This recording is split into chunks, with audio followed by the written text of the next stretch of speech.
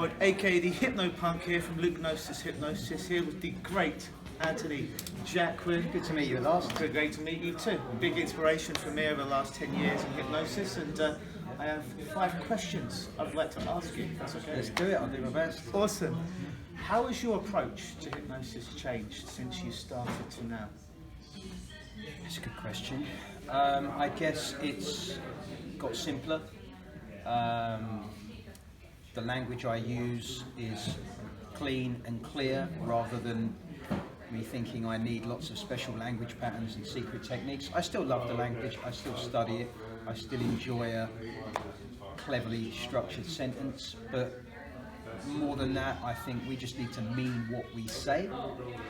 The other thing is I've moved from thinking of hypnosis as a state to thinking of hypnosis being better defined by the subjective experience, the way you relate to the response. I see hypnosis as responding in a way that's experienced as being non-volitional or involuntary to a greater or lesser degree. I guess one other thing is, however hypnosis looks, it's kind of a paradox with the involuntary bit, however it looks, hypnosis is always a collaborative event. Sounds obvious, I know, but you know, there were times when I first started where I really thought I was doing this to someone, and I can still make it look that way on stage and stuff, but I really see it genuine, true collaboration. Awesome. What would the older Anthony say to the younger Anthony starting off in hypnosis to kind of fast track him? First off, I would say start doing street hypnosis earlier.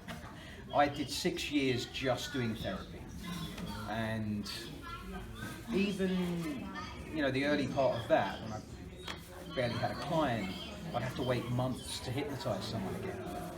And I look back on that period now, I was younger, was out a lot. I could have got so much experience if I just started doing street hypnosis anywhere and everywhere. The fact is, I became a better therapist once I started doing performance hypnosis. I became a better stage hypnotist when I did street hypnosis. So that would be the first thing. Just begin. Start talking about this now. You're embarrassed about it. Everyone loves it. Do it. Practice. Yeah. Awesome. What was one of your biggest challenges in hypnosis? Either learning something with a client, with somebody you train? What's one of your biggest challenges? Biggest challenges.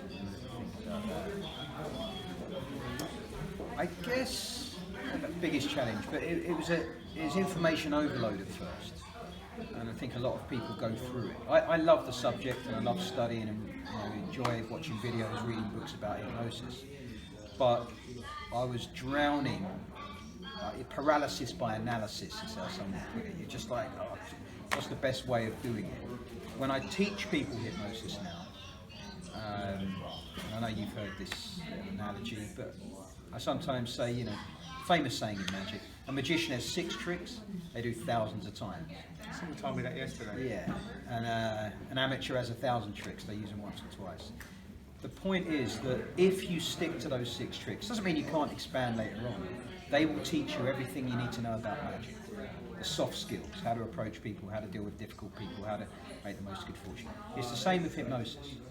The basic techniques that are, stuff in my book, magnetic fingers, magnetic hands, handshake induction, or meditation. It doesn't mean that's everything, of course it's not. But those things will teach you how to pace and lead. They'll teach you how to coax responses out, how to build responses, ways to exit. They'll teach you everything you need to know. So I would never stop consuming information about this, to be honest, but I would call off the search for the ultimate technique, the best technique, the most reliable technique. The bazooka. Yeah, and instead just become very, very good at a handful of stuff. Yeah. What do most new hypnotists miss when they're working with people? Well, I guess when you first start, you're so focused on the technique. difficult. You know, you're so focused on getting the words and the actions right that you fail to observe the subtle shifts and changes. I don't mean signs of hypnosis. I mean the signs that are you responding to even the tiny little suggestions. Yeah, that's right, as those hands touch, just relax. I'm looking for this, tiny responses. So certainly new hypnotists miss that. The nature of this thing, it's very easy for our ego to get caught up in it and think, I have the power. Like He-Man, right? Yeah, exactly. Okay. That's a great skill. Get over yourself. This is a collaborative event. Yes, you're the guide, you make the thing occur, but ultimately, you know, there's a trap. There's a trap there, which lots of us have to go through at some point. But just, you know, stay humble. Recognise this is miraculous. What you're doing. This is life changing. This is not just silliness. There's that. The other thing I'd say is remember, however little you know, you could provoke a miraculous change within someone if you could find the courage to say the words, you're going to be completely free of this. That pain can leave now. So don't think of